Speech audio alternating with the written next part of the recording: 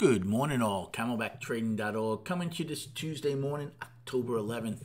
We are looking at Window Trader's market profile of the ES and SPY. And right now, all four of our indices attempted overnight to trade lower. Triple Qs got below yesterday's low. Now they're trying to get back in.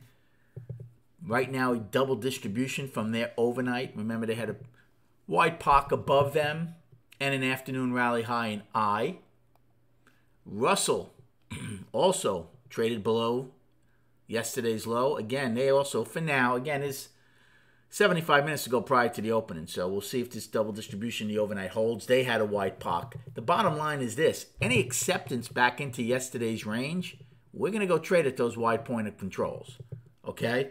So even though the overnight has proven to be pretty strong on the sell side, bottom line is any acceptance back into yesterday's range, we should go back into and trade at the wide POC. I thought there was an opportunity for the daily to come back into balance today. Right now, early, that doesn't seem to be the case, but again, it's early. Again, any acceptance back into yesterday, there's not a lot. There is the wide POC and the afternoon rally high in ES and SPY, but it all remains to be seen. Remember, yesterday we bounced right off 3,600. I mean, right now, pre-market, it looks like they got down to around 84 and a quarter, 35, 84 and a quarter in ES. They have a wide POC again, just like they did yesterday, right at the previous days in the low end of the range. Sellers certainly in control, as we haven't even come close to the single prints from Friday. But the market continues to get shorter and shorter. The big question will be if they don't get what they want, and what do they want? They want new yearly lows. They want to take out the overnight yearly low, which SPY now has a new one in the overnight. ES does not.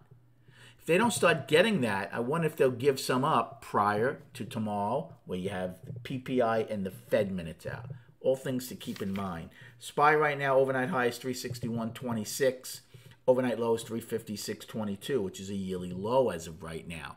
So what is the game plan? Well, we're going to see, again, we traded a good part of the day around this very wide overnight point of control. Wouldn't surprise me if we do it again. So we'll see what kind of a speed bump it provides. We'll see if we do test the low. There's not really much in here right now where we're trading. If we are the push up, again, it's a decent risk reward short, both against the overnight high and where your point of control was from yesterday. It should be a speed bump. So that's a short. Above that, I'd get out. You want to try against eyes high, that's fine again. But I wouldn't, just hold on to it the whole time up there. Again, then you could try it again if you want to take a short to see if value stays at least unchanged or overlapping a lower at that point if we were to get up there. So those are kind of two short plays. As far as a long play, can you take a long against yesterday's low? I mean, again, you can. There's a bunch of heat, though, again, down to the overnight low. If anything, it might be worth it to try to see if they front-run the overnight low like they kind of did. I mean, they pushed down there in C, and then D got it, but we really didn't get much till later in the day, and that didn't get anything for its efforts as they couldn't hold trend. So until they prove they can go trend, you can take some longs against either yesterday's low or the overnight low. Once more market-generated information develops on the day, then that you have to follow rather than what we're seeing right now. And then just quickly on the chart. So here's the weekly. If we take out the 26 weekly low, we go from 4 weeks of balance to down. Right? The monthly's down, the daily's down. So there is a danger of putting all three of these time frames down again.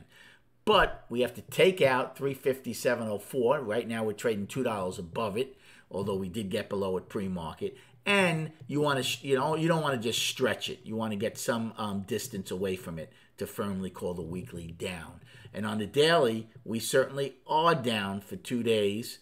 Gap is the main focus, and we're looking to see sellers trying to push it to yearly lows. Buyers would love to take out yesterday's high at some point to put it in a 3-day balance. Thanks for the likes and subscribing. Good luck trading today. And we'll recap at 4 p.m.